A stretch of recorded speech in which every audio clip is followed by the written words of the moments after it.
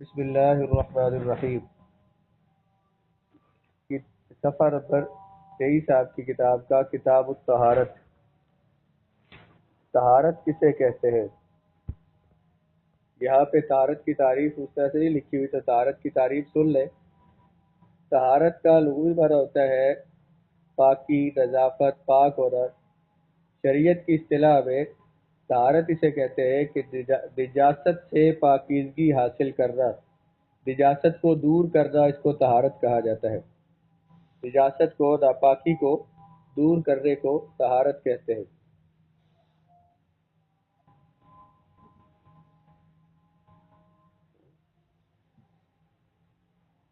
اب جو طہارت ہے یہ نماز کے ارکان میں سے سب سے پہلا رکن ہے، نماز کی شرائط میں سے سب سے پہلا رکن طہارت ہے کہ نماز اس بندے کی ہوگی جو بندہ پاک و طاہر ہو۔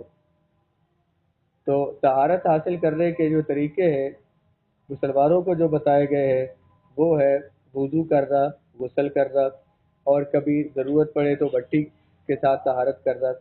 تو سب سے پہلی چیز ہے وضو اور غسل، جو ہے اس سے طہارت ہوتی ہے۔ نماز کی شرائط میں سے کیا ہے؟ طہارت، اور طہارت کس سے ہوتی ہے؟ وضو سے اور غسل سے حاصل ہوتی ہے۔ وضو اور غسل کس سے ہوتا ہے؟ پانی سے ہوتا ہے۔ اس لیے پانی سے شروع کر رہے ہیں کہ پانی کیسا ہوتا ہے، پانی طہارت کے لیے کیسا ہونا چاہیے۔ تو فرماتے ہیں کہ وہ پانی جس سے طہارت حاصل کرنا جائز ہوتا ہے، جس سے وضو یا غسل کر سکتے ہیں، وہ پانی جو ہے وہ 7 قسموں کا ہے۔ ساتھ ساتھ تھوڑی عربی بھی دیکھیں۔ پہلی لائن میں لکھا ہوا المیاہ والتی یجوز التطہیر بہا، وہ پانی جن کے ساتھ طہارت حاصل کرنا جائز ہوتا ہے وہ 7 طرح کے پانی ہے۔ ماء السماء، آسمان کا پانی۔ آسمان کا پانی کون سا ہوتا ہے؟ اس سے مراد بارش کا پانی، بارش کا پانی۔ اور آگے ہے ماء البحر، سمندر کا پانی، اس سے طہارت حاصل کرنا، اس سے وضو کرنا جائز ہے۔ آگے ماء النہر، دریا کا پانی، دریا کے پانی سے، دریا اور نہر کا پانی جو ہے جو جاری پانی، چلتا ہوا پانی ہوتا ہے، اس سے وضو اور غسل کرنا، طہارت حاصل کرنا جائز ہے۔ ماء البئر، کنویں کا پانی، کنویں کے پانی سے طہارت حاصل کرنا جائز ہے، بئر کنویں کو کہتے ہیں۔ ماء ذاب من الثلج، وہ پانی جو برف سے پگھلا ہوا ہو، والبرد، اور اولوں سے پگھلا ہوا ہو، اس سے بھی طہارت حاصل کرنا جائز ہے۔ یعنی برف آپ رکھیں اور برف جب پگھلتی ہے تو اس سے پانی بنتا ہے، اس سے وضو اور غسل کرنا جائز ہے۔ بارش ہوتی ہے، بارش کے اولے آپ جمع کر لیتے ہیں اور اس سے جو پانی وہ پگھل کے جو پانی بنتا ہے اس سے بھی طہارت حاصل کرنا جائز ہے۔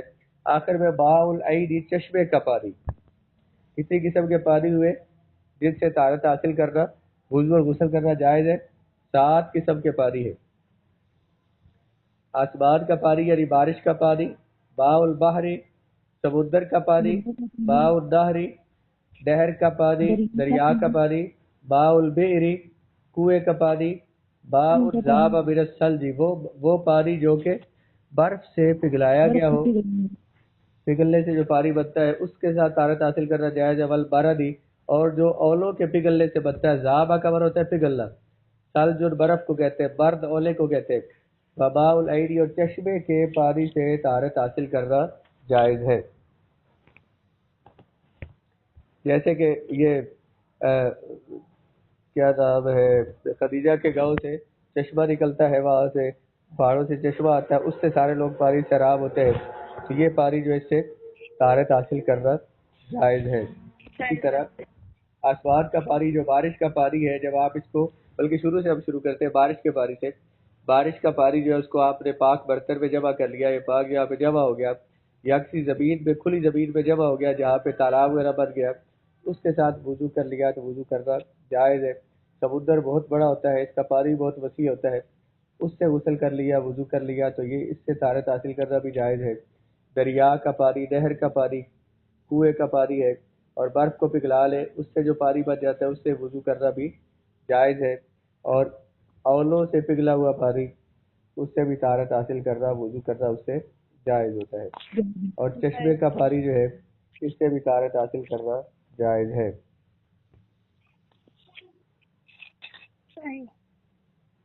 اب یہ جو طہارت ہے، پاکیزگی حاصل کرنا، یہ اسلام میں اس کو بہت زیادہ اہمیت حاصل ہے۔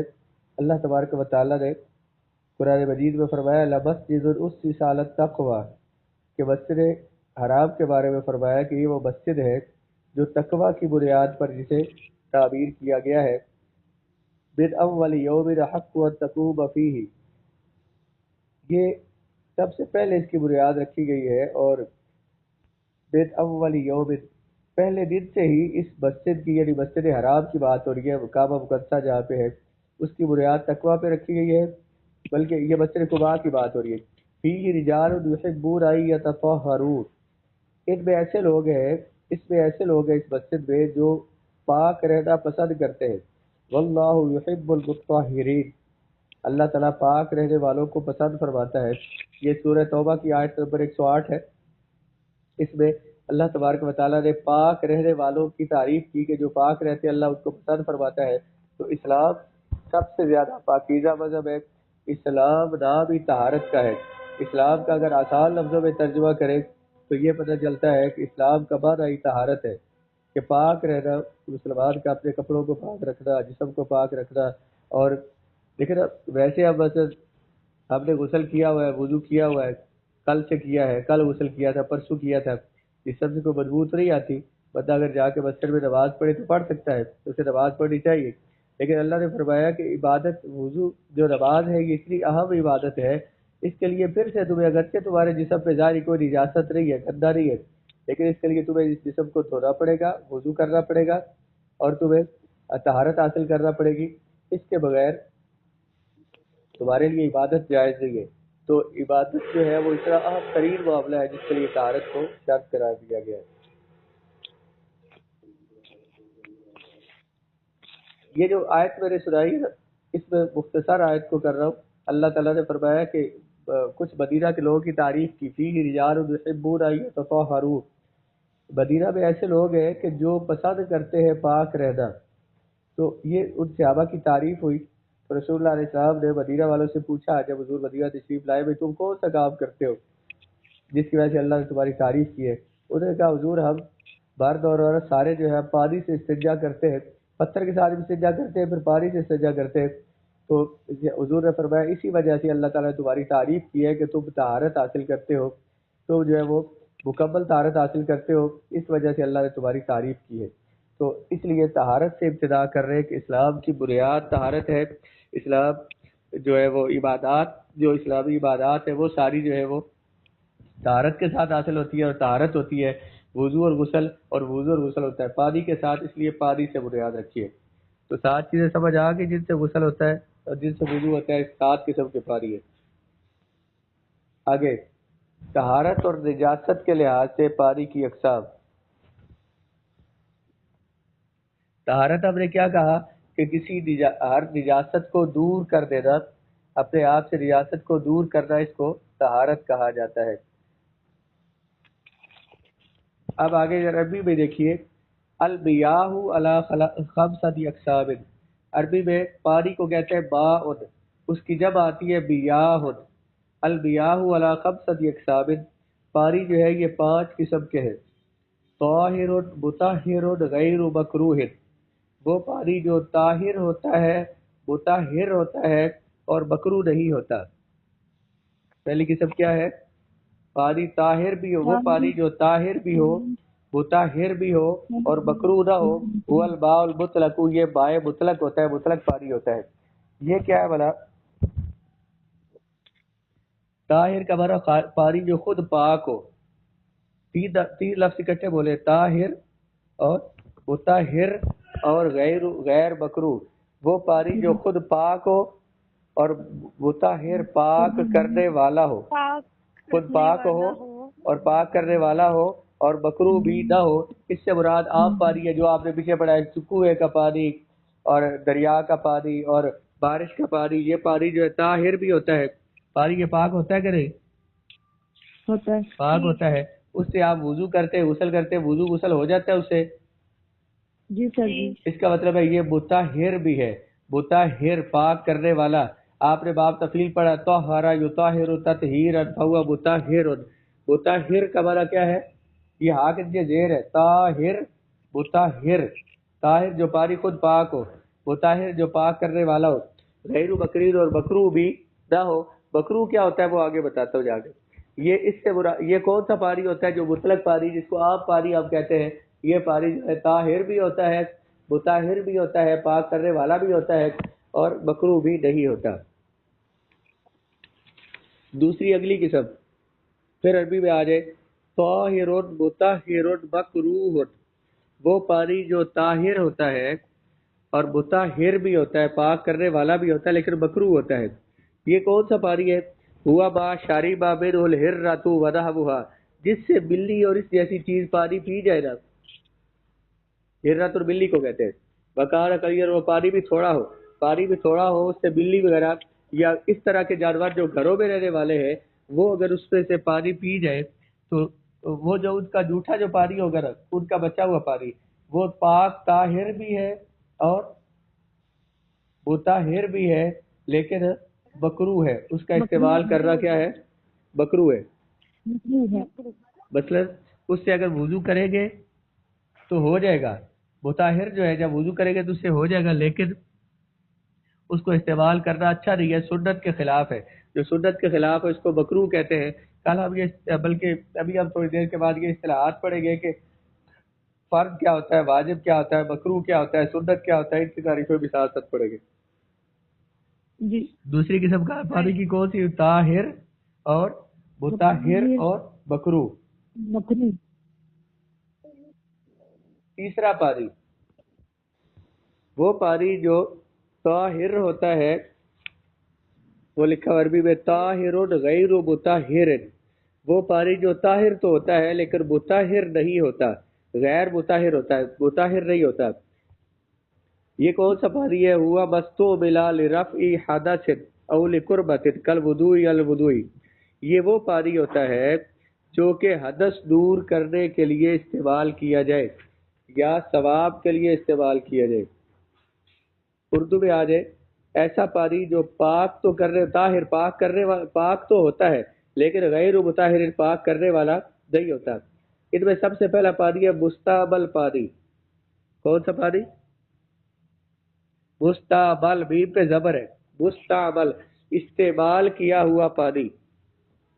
جب آپ کسی پانی سے وضو کرتے ہیں، آپ پانی سے وضو کرتے ہیں تو وہ جو اعضاء سے کے ساتھ پانی لگتا ہے، اگر آپ اس کو کسی برتن میں جمع کرتے رہے تو وہ پانی پاک تو ہے، ظاہر آپ کے اعضاء پاک تھے جن کے اوپر سے وہ پانی گزرا ہے، وہ پانی پاک ہے لیکن مطہر نہیں ہے، پاک کرنے والا نہیں، اس سے آپ دوبارہ وضو نہیں کر سکتے۔ وضو کریں گے تو وضو نہیں ہوگا، اس سے آپ غسل کریں گے تو غسل نہیں ہوگا۔ اس پانی کو کہتے ہیں مستعمل، جس سے ایک دفعہ وضو کر لیا جائے، حدث دور کیا جائے۔ حدث کہتے ہیں، حدث کسے کہتے ہیں؟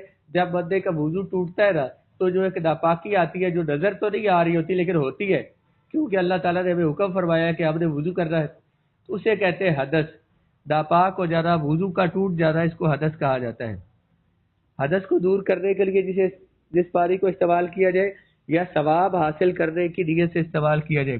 ثواب حاصل کرنے کی نیت کا مطلب کیا ہے؟ کہ بندے کا پہلے وضو ہے، اس نے کوئی سے نماز پڑھ لی ہے، ابھی دوبارہ نماز پڑھنے لگا، اس نے کہ چلو نیا وضو کر لے، اس وضو کے کرنے پر ثواب ہوگا۔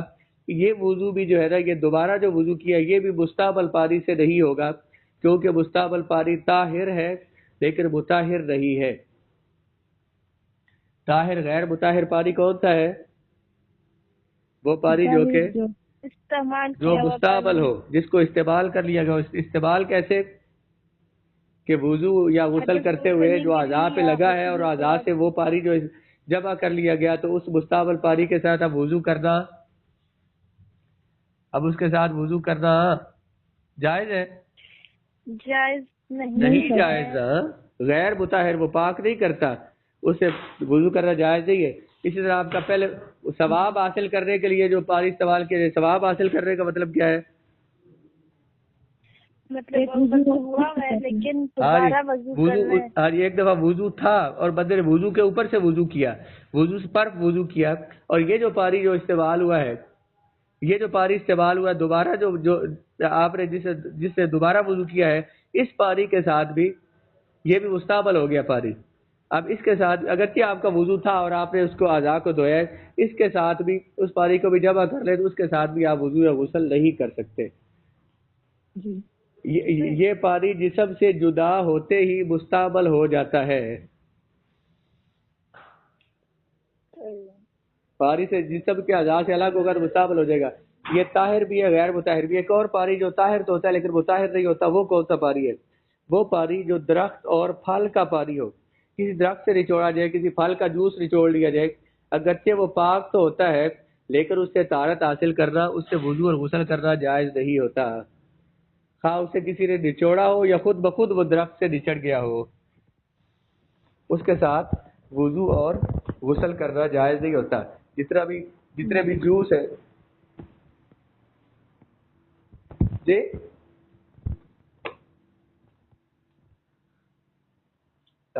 جس پانی سے پھل دھو لے نہیں، وہ پانی تو وہ مستعمل نہیں ہوتا، وہ پانی نہیں ہے۔ یہ جو درخت سے نچوڑا ہو، جو جوس نکالا ہو اس کا کسی پھل کا، تو بظاہر تو وہ پانی ہوتا ہے، ویسے واٹر سے آپ نکال